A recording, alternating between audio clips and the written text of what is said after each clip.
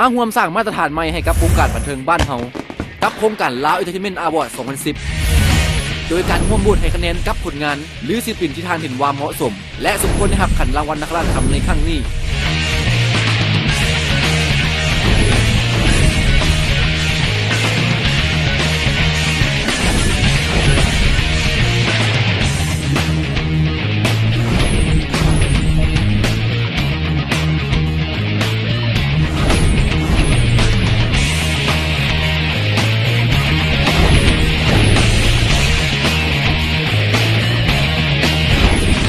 กดอันที่ทานต้องการให้คะแนน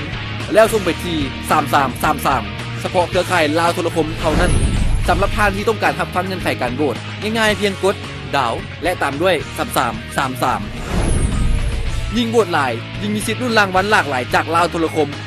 และอย่าลืมติดตามรับชมการถ่ายทอดสดงานมอบรางวัลลาวเอนเตอร์เทนเมนต์อวอร์ด 2010 ในวันที่ 7 พฤษภาคม 2011 นี้ทางโทรภาพลาวสตาร์เราทำในความรู้สึกว่าที่ว่าได้ผ่านเข้ารอบเกี่ยวกับก็คือมีรายการ Star Music ที่ว่าได้ผ่านเข้ารอบเป็นรายการยอดนิยมและก็ยังมีต้อมเองกับผ่านเป็นพิธีกรยอดนิยมเนาะที่ว่าผ่านเข้ารอบตอนที่ว่าทีมงานเพิ่นได้โทรแจ้งบอกเนาะต้อมกับกำลังมีการเฮ็ดเวียกด้านพิธีกรกันอยู่ซั่นก็ดีใจไปหลายเติมเนาะทีมงานจนท่วงว่าเป็นอย่างคือดีใจแท้ว่าซั่นเนาะก็ดีใจแล้วพอที่ว่าได้ผ่านเข้ารอบเจ้าสำหรับความรู้สึกที่ว่ารายการหรือว่าต้อมเองเนาะเป็นที่ยอมรับของประชาชนก็คือมิตรแฟนรายการทุกๆคนเนาะก็รู้สึกดีใจและก็ขอขอบใจล่วงหน้าเนาะสำหรับหลายๆคนที่ว่าช่วยโหวตช่วยเสียและเป็นกำลังใจให้ทีมงานของเขาเนาะซึ่งเป็นผลงานหนึ่งที่เฮ็ดมาด้วยใจแท้ๆเลยเนาะเพื่ออยากให้ความสุขเพื่อเป็นกระบอกเสียงของภาคของรัฐและสิ่งสำคัญเนาะอยากให้แฟนๆรายการทุกคนนั้นได้สิ่งดีๆได้ความสุขมอบให้ผ่านทางรายการของเราก็คือต้อมเองที่ว่าฝากให้ทุกๆมื้อทุกวันถ้าให้รอดถึงความคาดหวังว่าแน่นอนถ้าพามอดขันนี้แล้วก็ต้องคาดหวังแน่นอนแต่ว่าถ้าได้หรือบ่ได้ก็บ่เป็นหยังเพราะว่าการที่ว่าเข้ามาถึงจุดนี้แล้วผลงานตัวเองก็เป็นผลงานหนึ่งที่ว่าว่าเป็นผลงานหนึ่งที่ถูกใจหลายๆคนหลายๆเป็นแฟนๆรายการพวกเขาหรือว่าหลายๆคนที่ว่าอยากโหวตช่วยต้อมและก็ช่วยรายการ Star Music แบบนี้ก็โหวตมาได้เลยโดยพิมพ์คำว่า19เนาะสำหรับรายการ Star Music หรือว่าพิมพ์ขอความคำว่าหมายเลข22สำหรับต้อมเองแล้วส่งไปที่หมายเลข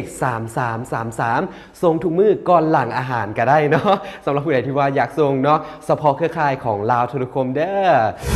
ถ้าท่านรู้สึกเมื่อยง่ายใจสั่นแน่นเนื้อหายใจบ่เต็มเฝ้าไปปรึกษาแพทย์เพราะนั่นอาจเป็นสาเหตุของพยาธิหัวใจต้องนาคาคลินิกศูนย์พยาธิหัวใจเฉพาะทางจากห้องหมอหัวใจกรุงเทพกวดรักษาด้วยเครื่องมือที่ทันสมัยจากทีมแพทย์หมอผู้เชี่ยวชาญเฉพาะทางมีปัญหาพยาธิหัวใจนาคาคลินิกมีคำตอบนาคาคลินิกใกล้ตลาดบ้านห้วยอุดรธานีนวัตกรรมใหม่จากลาวโทรคมอิสระแห่งการเชื่อมต่ออินเทอร์เน็ตแบบบ่มีสาย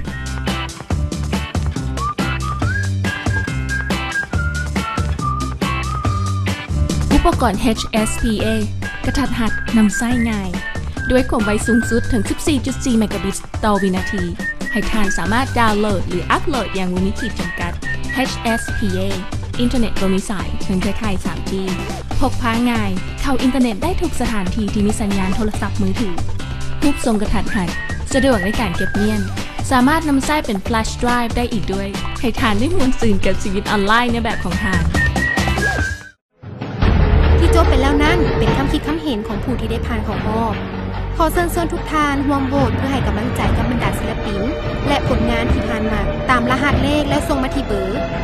3333สำหรับมื้อต่อๆไปจะเป็นไผนั้นอย่าลืมติดตามได้ในเวลาเดียวกันนี้